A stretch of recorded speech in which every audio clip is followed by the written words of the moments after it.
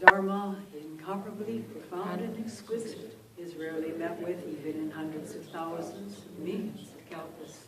We now can see it, hear it, accept and hold it. May we realize the true mind of the Tathagata. Today is day one of this very short weekend retreat, only 2 days, here at Hidden Valley Zen Center in Southern California. It is October 15th, 2016. And I'd like to try to share with you somehow today, through poetry and through the writings of some of the most famous Zen Masters, some sense of what we're searching for as we do our practice. As we do this extended out breath, which is a phenomenal practice, we drop beneath the level of words, or at least hopefully we do. And in fact, it's essential that we drop below the level of words because thought cannot reach the state of mind that we're seeking to open to through our Zen practice. The state of mind that we've read and heard over the centuries of masters who awakened deeply to the truth of their existence, to their, whatever we might want to call it, Buddha nature, true person of no rank. There are an infinite number of words that seek to describe it, but fail to really. Nonetheless, we're human beings and we use communication through words, although they're beginning to realize that we use a lot of communication that is beyond words, that some people are aware of and not everybody is. To go deep into our practice, to reach beyond where we ordinarily see, experience, know, understand. And if we do this again and again, ultimately, we can't fail to come to awakening, to the truth of who we are. And that truth, once awakened to deeply enough, is incredibly freeing. Incredibly freeing. So let me start with a writing called On Zen. Zen, of course, means meditation. By Daiyo Kokushi. Kokushi means national teacher. Daiyo, Daito, and Nansan Eigen are three eminent Japanese Zen masters, deeply, deeply realized. And not only were they deeply realized, but they also had integrated it into their daily life. And there are famous stories about them.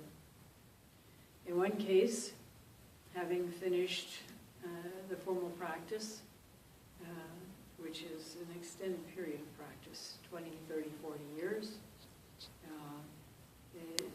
one of these eminent masters went off into the countryside and hired himself out as somebody who, in fact, I'm not sure he actually hired himself out. He offered himself to help in whatever way he could to the simple people who were living out there farming, living their basic lives. And it wasn't until the emperor sent an emissary searching for this guy to come back and teach that people suddenly realized who he really was. And they were rather shocked and embarrassed at how they had used him to just help them out with basic things, bringing in the hay, cleaning the barn, whatever. And he did these things without complaint, without concern, and one might suspect he did it with a certain amount of joy in being able to offer assistance to people who could use that assistance. In the case of another one of these gentlemen, he went into the area where the beggars lived, under the, I think it was really translated as the 5th Street Bridge. Kyoto and lived there for years, doing what he could to help support the beggars. He lived as a beggar among them. He didn't live there as somebody special who was trying to help, but rather as a beggar himself, one of them. And he did what he could. The beggars were outcasts of society for various different reasons, including sickness and so on and so forth. And in fact, if you have watched the movie Zen, which is about the life of Dogen, it's a movie created by the Japanese, and it's a beautiful, very inspiring movie. And near the end of the movie, it shows one of the former monks who had run into challenges with certain areas of lust when he was there with Dogen, left discouraged and feeling that he wasn't fit to be a monk, and lived out the rest of his life, it appears, judging by the movie, as a beggar, taking care of other beggars who had leprosy, binding their wounds, and so on and so forth. So this man, I think it was Daito-kokushi who did this, lived under the Gojo Bridge as a beggar. And the emperor again, another emperor, sought him out, tried to entice him back to teach. And he had discovered that this monk had a particular taste for a particular kind of melon. Melons are very big in Japan. You can pay $500 for one single melon. They're that revered, and they're that very carefully tended. So the emperor had one of his emissaries go with some melons, some of those particular melons, in the area where they thought that Daito-kokushi was hanging out, living, and indeed he was tempted by the melon and came back to actually teach. So Daito-kokushi wrote this beautiful piece on Zen. I don't know who the translator is, unless it is D.T. Suzuki, because it appeared in a book called, what was it? It was one of D.T. Suzuki's books. There is a reality, even prior to heaven and earth. Indeed, it has no form, much less a name. Eyes fail to see it. It has no voice for ears to detect. To call it mind or Buddha violates its nature, for it then becomes like a visionary flower in the air. It's not mind nor Buddha. Absolutely quiet, and yet illuminating in a mysterious way. It allows itself to be perceived only by the clear-eyed. It is Dharma truly beyond form and sound. It is Tao, having nothing to do with words. Wishing to entice the blind, the Buddha has playfully let words escape his golden mouth. Heaven and earth ever since have been filled with tangling briars. Oh, my good worthy friends gathered here, if you desire to listen to the thunderous voice of the Dharma, exhaust your words, empty your thoughts, for then you may come to recognize this one essence. Says Hui the brother, the Buddha's Dharma is not to be given up to mere human sentiments. Let's go through this one more time. It may need some commentary. There is a reality even prior to heaven and earth. Indeed, it has no form, much less a name. Eyes fail to see it. It has no voice for ears to detect. This is what we inherently sense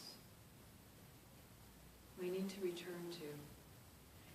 At the same time, as whatever it is always there. It's only hidden from view because it's overlain by our ideas about things, our conditioning, our assumptions, and our words. And this is why in our practice we need to go beyond words. We need to extend the out-breath to the point, not to gasping, but short of that, to where everything else drops away.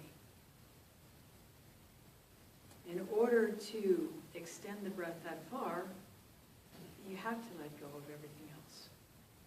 And as you do this again and again and again and again and again, eventually you come to a place where there's a sudden, indescribable something, a light, a blip, something. And it's fleeting, it disappears quickly. But as you continue to practice, try to snag it. And try to stay there and try to experience the energy of that moment, because it is a moment between thoughts. And it is a threshold to awakening. It's not awakening yet, but it's a threshold. It can be a scary place. We are so accustomed to thinking. We're accustomed to having noise in our heads, and if not in our heads, then certainly out and around us. People cling to their electronic devices nowadays.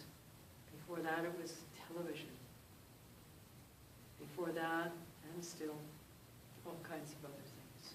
There are many ways in which human beings have gotten creative in terms of avoiding open into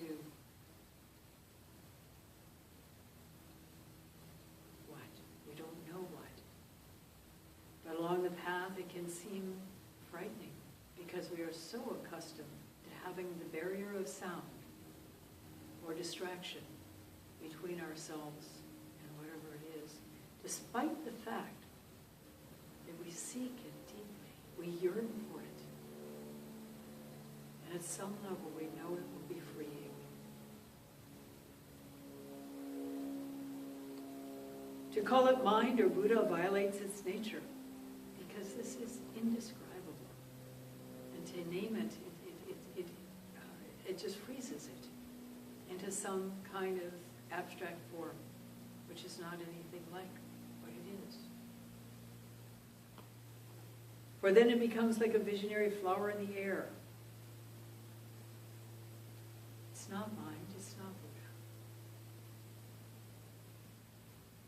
Absolutely quiet and yet illuminating in a mysterious way. It allows itself to be perceived only by the clear-eyed.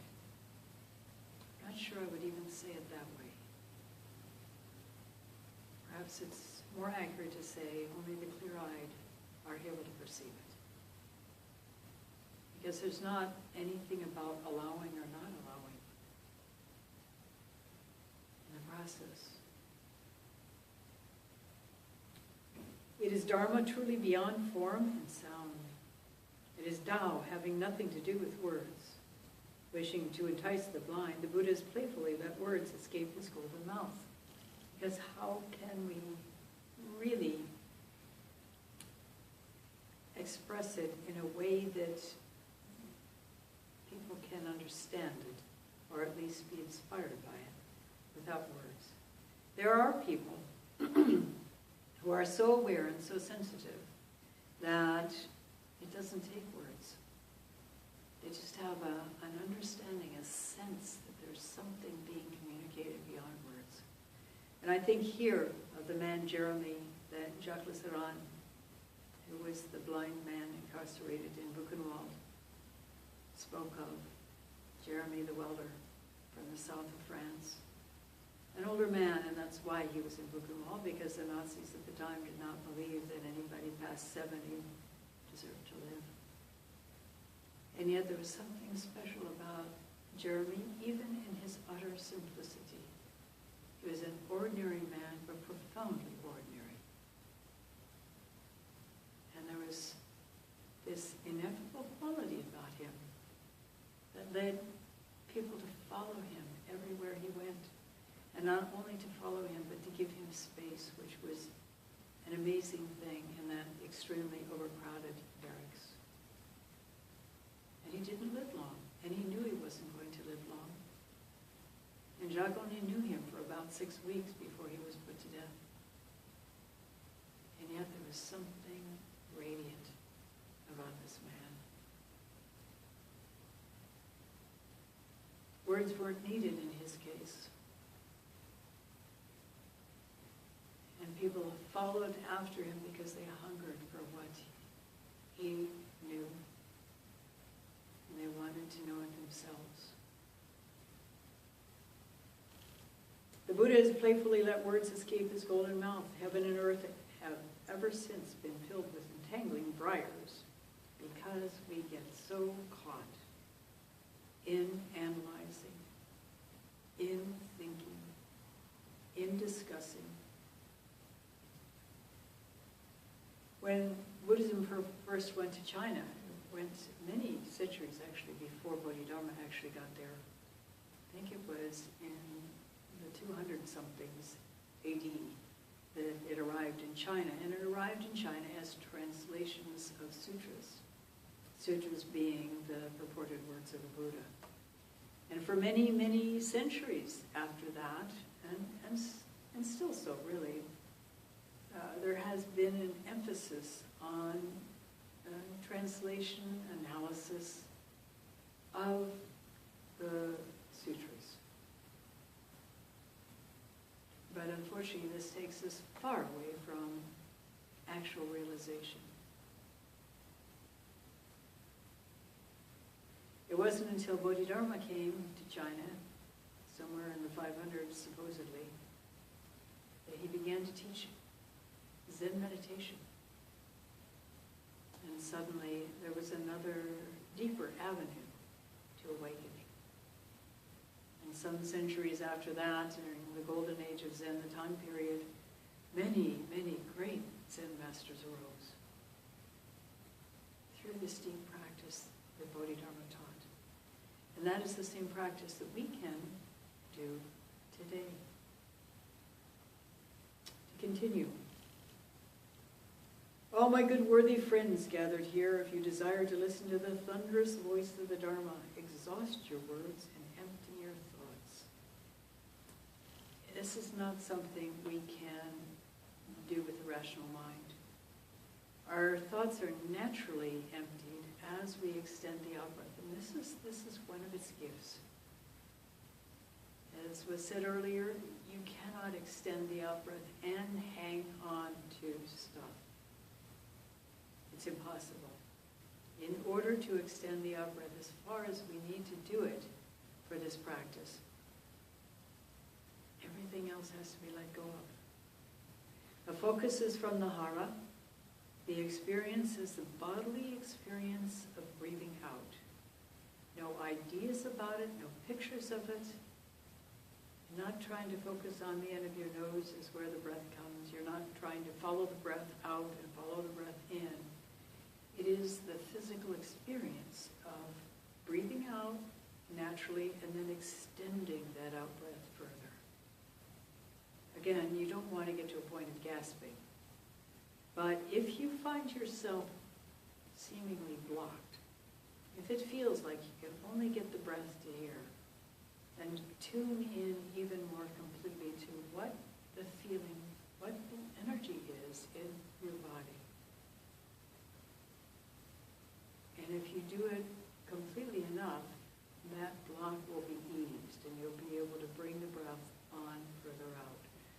Now, I need to say a word about people who have been seriously traumatized, because trauma, as the eminent therapists have learned, tends to live, the energy of trauma tends to remain in the body unless it has been released.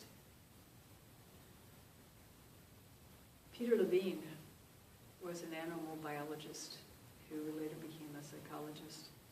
And he had noticed that animals in the wild, when they experience an immediate threat of death, they freeze usually. If they can't outrun whatever it is chasing them. And even if they do outrun it, the same result usually takes place, and that is that once the threat of danger is over, the animal simply sits there and shakes. And that allows that caught energy in the body to be released. Human beings, particularly if we've been abused as children, there's no option but to freeze. And we don't know how to work with that frozen energy. So it stays locked in our body. And the sense of terror, the whole rest of it, stays locked in our body. And at that point, when we have enough space and from the traumatic experience and from the traumatizing environment, to get hold of a therapist who's experienced in working with trauma is of vital importance. Because Zen practice will bring these things closer to consciousness, which is both good and challenging, because we've kept the lid on forcibly in order to survive, in order to function in the world. And as we do deeper and deeper practice, the lid becomes loosened. And the experience, the felt experience of the terror or whatever it was, we took not necessarily a picture, but sometimes the pictures as well,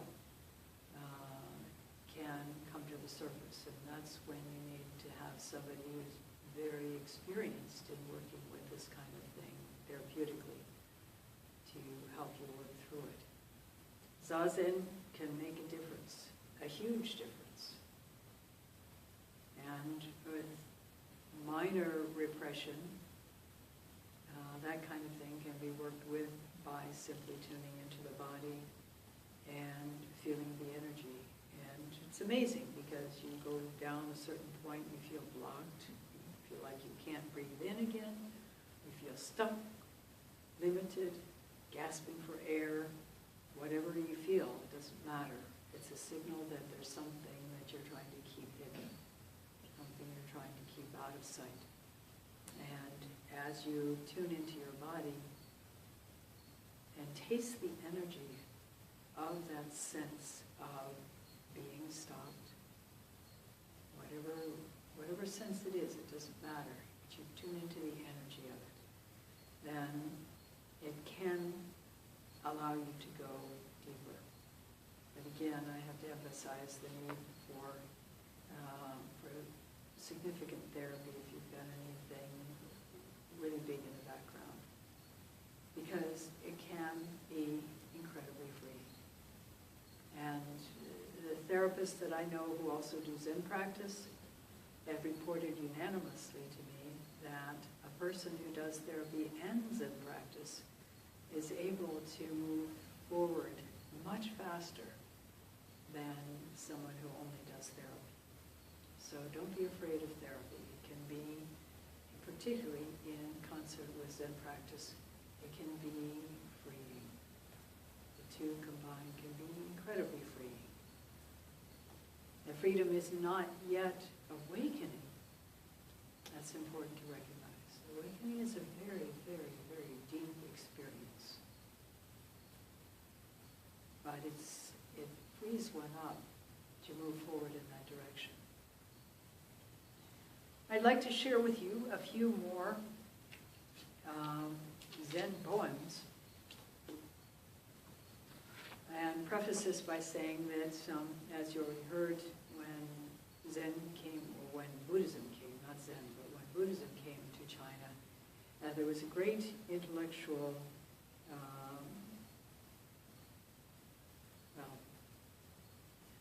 there's been intellectual prowess in China for millennia. And it appears that in China was the first written language, something like 3,000 years ago. before anybody else had a written language in the rest of the world. And there's been highly developed intellectual prowess as part of that, and also as an emphasis, at least until the Cultural Revolution.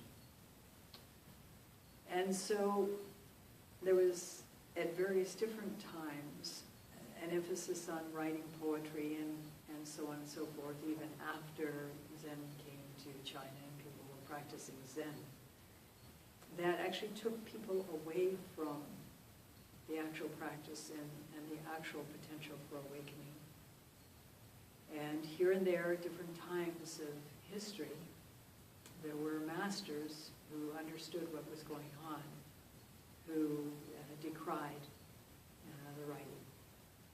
When Zen came to Japan, it came, well, originally it was, the sutras were originally brought from China, or from Korea, but the first Zen masters were from China. And because in those days the written language in Japan and China were identical, there was the possibility of communicating through what's called brush talk, taking up the calligraphy brush and writing characters to communicate. And so out of that seems to have grown an additional emphasis in Japan on mastering Chinese language and the writing, at least of Chinese poetry, classic poetry. And that is actually still today. And there were periods in Japan where,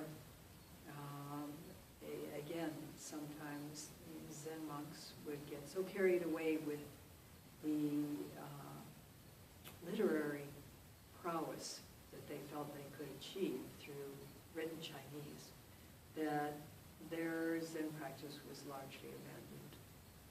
And it wasn't really until, well, Dogen did some writing in colloquial Japanese, but it was really Hakuin, it seems like, who really brought Zen teachings into the colloquial language at the time. Even today at Sogenji, during special ceremonies, and at Tohoma Monastery on Whidbey Island, Washington, which is Mitra-roshi's American monastery, Mitra-roshi being the Abbot of Sogenji. Periodically, he creates a poem and offers it. And as a matter of fact, in this most recent upcoming issue of The Oak Tree in the Garden, one of his poems is quoted. And also during what's called Toji Toya, the winter solstice, is a celebration in Japan and the monasteries. And all the monks and lay people who are living in the monastery at the time are asked to write a poem expressing their mind state, which is really the origin of these things, at least in Japan, but also in China too.